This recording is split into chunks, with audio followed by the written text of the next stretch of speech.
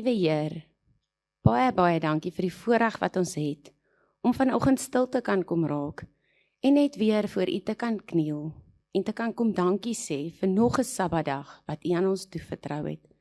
Here, waar ons net die wêreld en die wêreldse dinge kan uit ons gedagtes uitruim, en plek maak om U te loof en te prys vir alles wat U vir ons doen.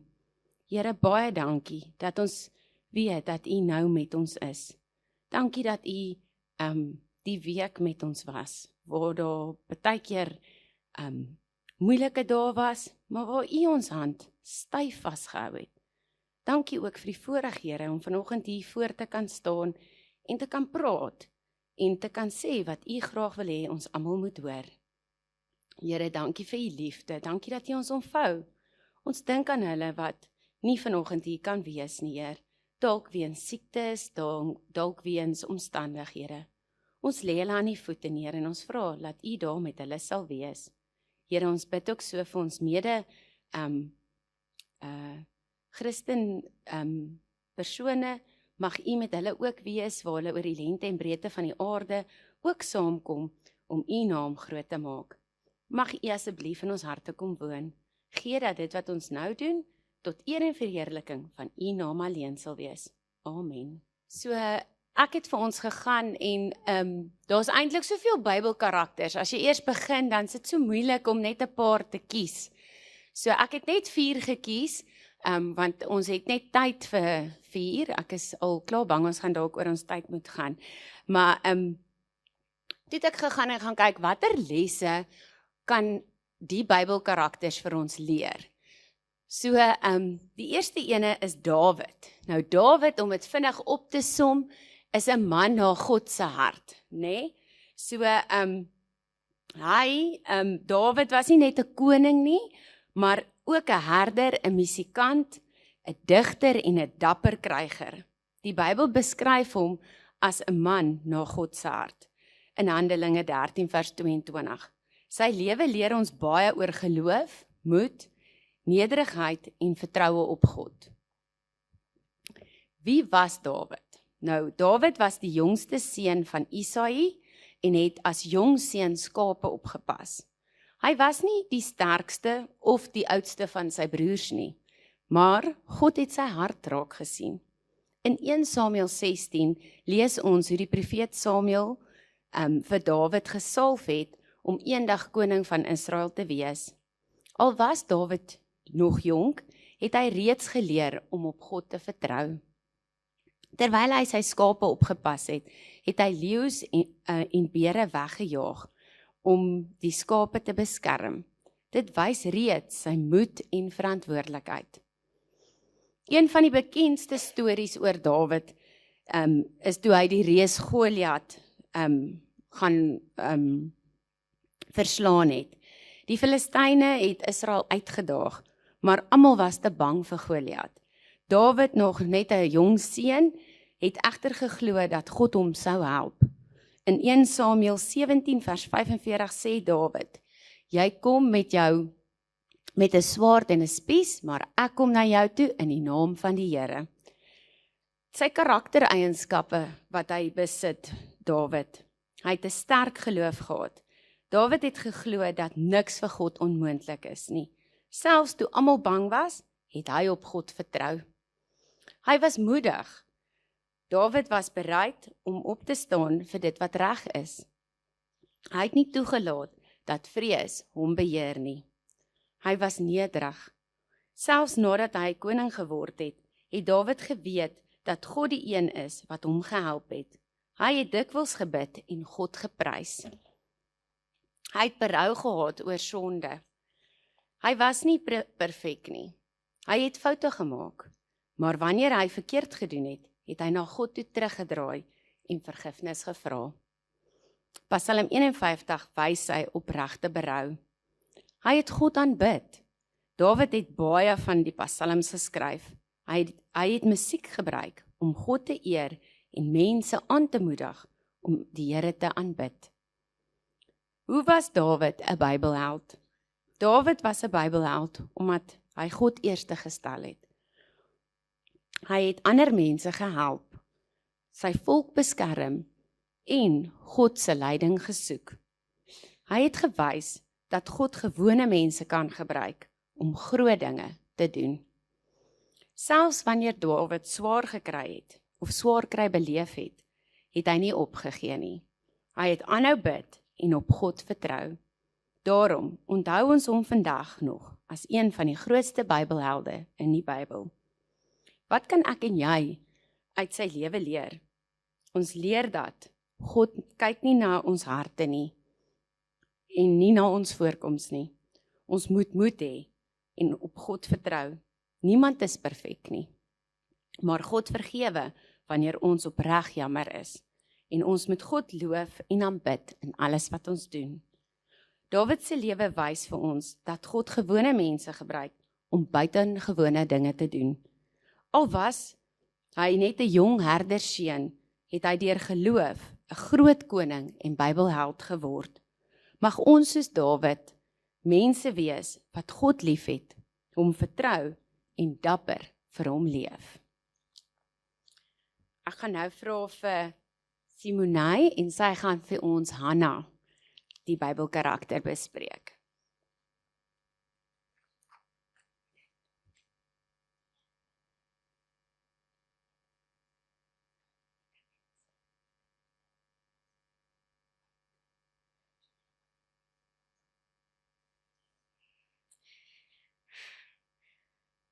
Goeiemôre almal.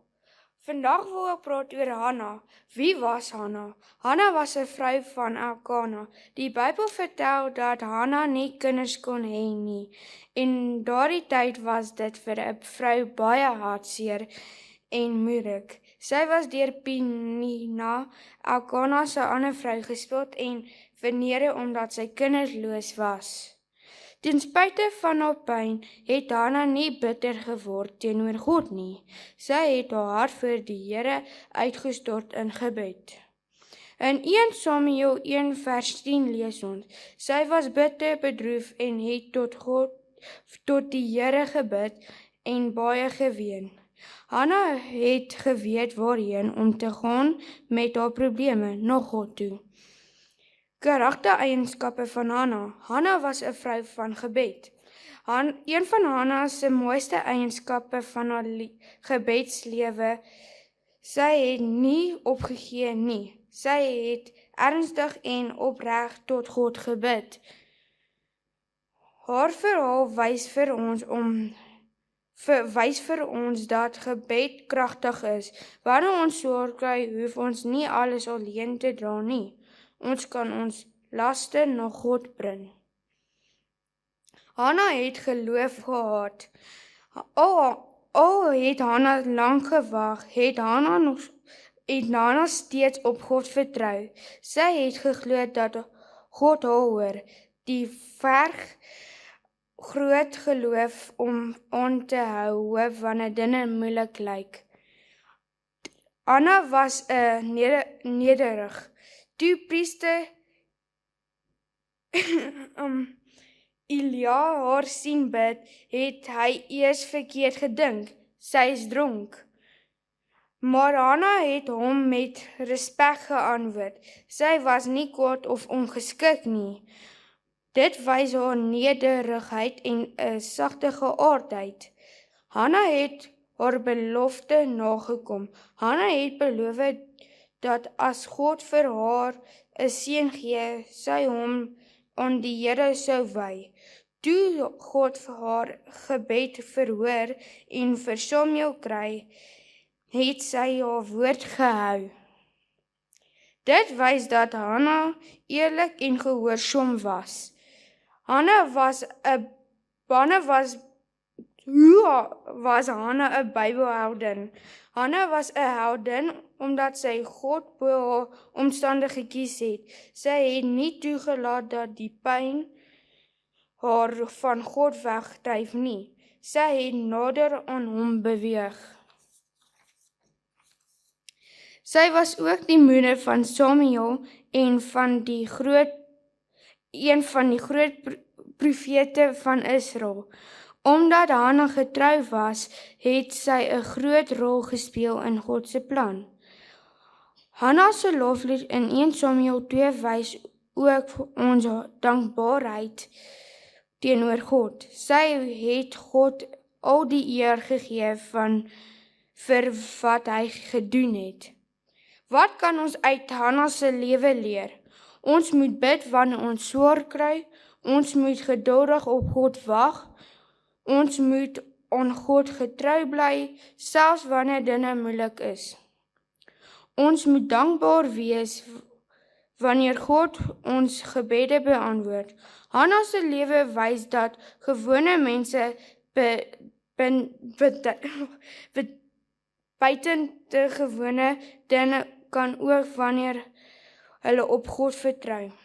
Om af te sluit, Hanna was 'n vrou van geloof, gebed, nederigheid en gehoorsaamheid. Sy het haar pyn in gebed verander en haar hart vir God oopgemaak. Daarom onthou ons haar vandag as 'n ware Bybelheldin. Mag ons ook soos Hanna leer om op God te vertrou in elke situasie. Milanay van Mourik is volgende.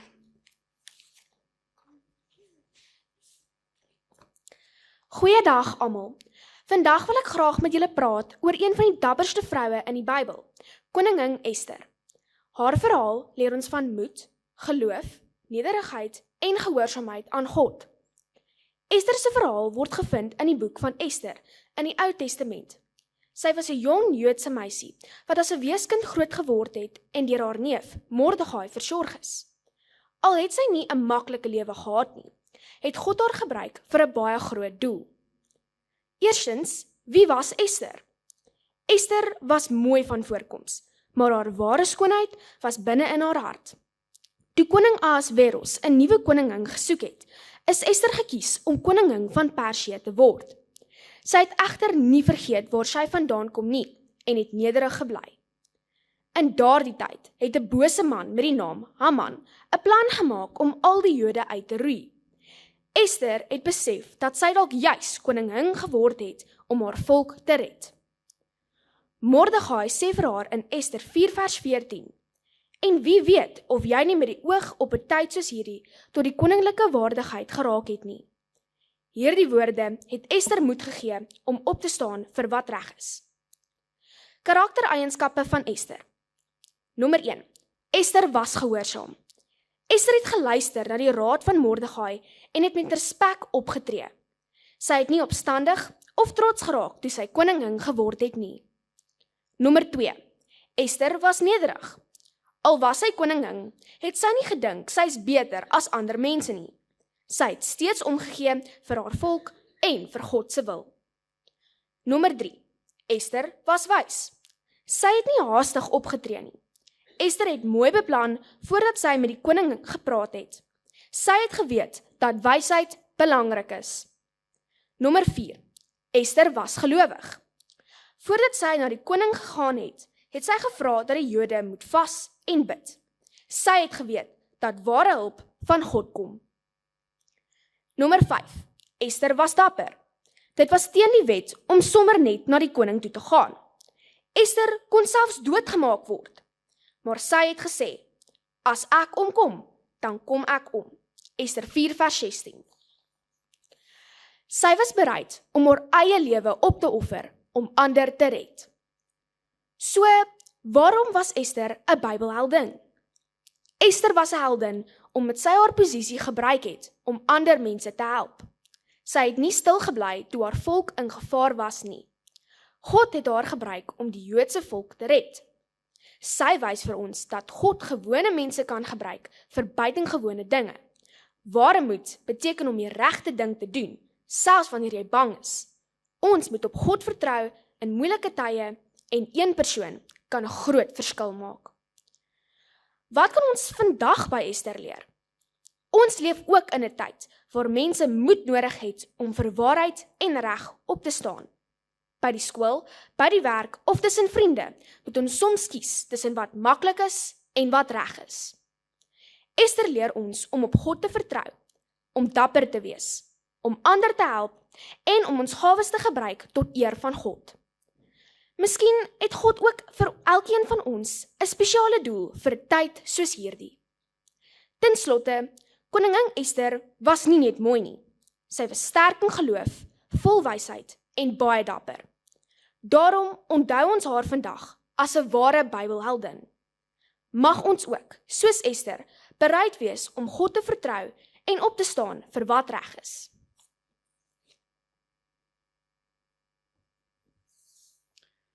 Ons laaste Bybelheld is Josef.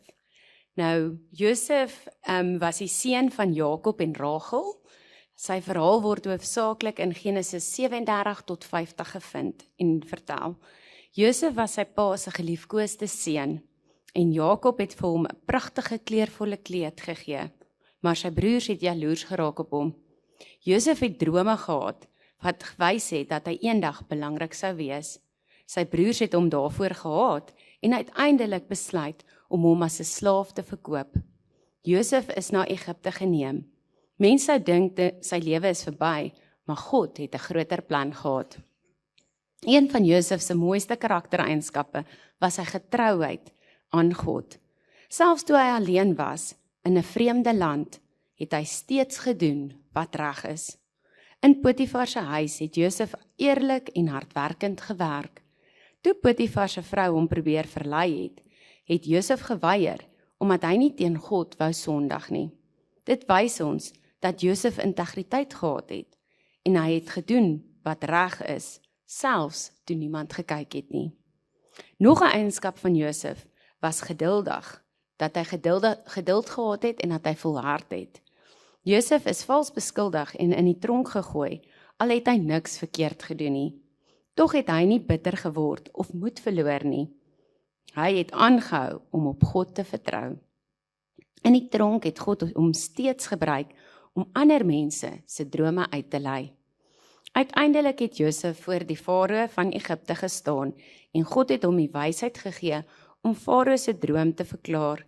Josef het verduidelik dat daar 7 goeie jare van oorvloed sou wees en daarna 7 jare van hongersnood. Omdat Josef wys opgetree het, het Egipte kos gestoor en baie mense se lewens is gered. Josef het later een van die belangrikste manne in Egipte geword. Dit wys vir ons dat God mense kan oplig wat hom vertrou en gehoorsaam. Maar dalk die grootste rede waarom Josef 'n Bybelheld was, is sy vermoë om te vergewe. Toe sy broers later na Egipte kom om kos te koop, kon Josef wraak geneem het, maar in plaas daarvan het hy hulle vergewe en hulle gehelp. En dit lees ons in Genesis 50 vers 20 waar sê Josef: Julle het kwaad teen my bedink, maar God het dit ten goeie gedink. Josef het verstaan dat God selfs moeilike dinge kan gebruik vir iets goeds. Wat kan ons vandag by Josef leer? Ons leer by Josef om op God te vertrou, selfs wanneer ons nie verstaan waarom moeilike dinge gebeur nie. Tweedens leer hy ons om eerlik en gehoorsaam te wees, selfs wanneer dit moeilik gaan. Derdens leer Josef ons om ander te vergewe, net soos God ons vergewe. Josef se lewe wys dat God altyd by ons is, in goeie en moeilike tye. Daarom kan ons sê dat Josef werklik 'n groot Bybelheld was. As ons na al 4 van hierdie persone kyk, dan sien ons dat almal het op God vertrou. Almal het sterk gestaan, almal het deur moeilike tye gegaan, maar hulle het hulle hoop in God geplaas. En ons wat hier is, moet volhard totdat die Here ons gaan kom haal. En hoe gaan ons volhard? Hierdie mense gee vir ons pointers hoe om deur die lewe te gaan. Ja, moeilike tye gaan kom, maar dis hoe ons dit hanteer, hoe ons aan die ander kant saam met die Here uitkom. Ek wil graag vir ons 'n lied speel, en ek wil hê julle moet asseblief mooi na die woorde luister, want dit is een van ons kerkliedere wat hulle sing, maar dit is baie mooi, so luister graag saam met ons daarna.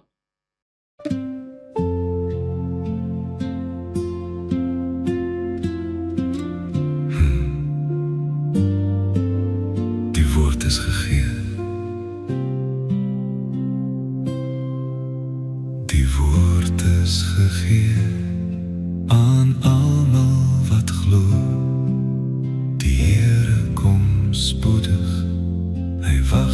iets daarbo.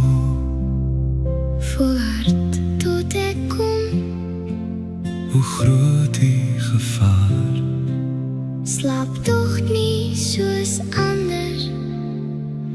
wees waaksaam, wees klaar. Volhard tot ek kom, sy woorde staan vas. 'n kleed is berei, In sneeuwwit gewas, ek bied jou my vreugde, berei jou 'n troon. volhard tot ek weer kom. Dan vind jy 'n kroon. Met lampe wat brand, staan ons op die wag. Vervele kom hy, soos 'n dief in die nag. Ons weet hy is naby, Maar ken nie die dag, ons moet na die lente. die somer verwag. Volhard tot ek kom, sy woorde staan vas. 'n kleed is berei, In sneeuwwit gewas, ek bied jou my vreugde, berei jou 'n troon.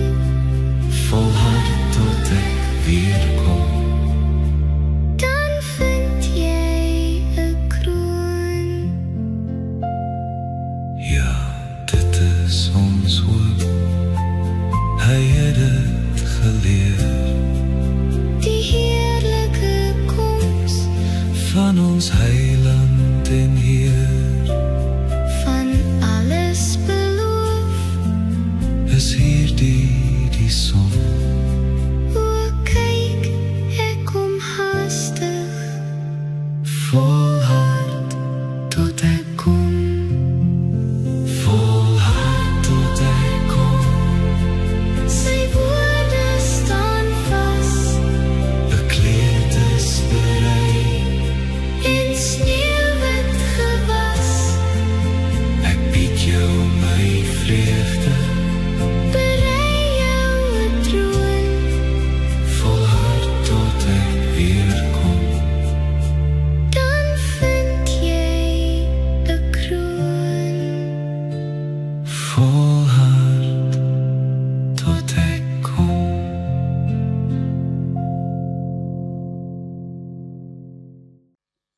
Ja, ek dink ons kan amen sê daarop, nee. As jy die oë sluit.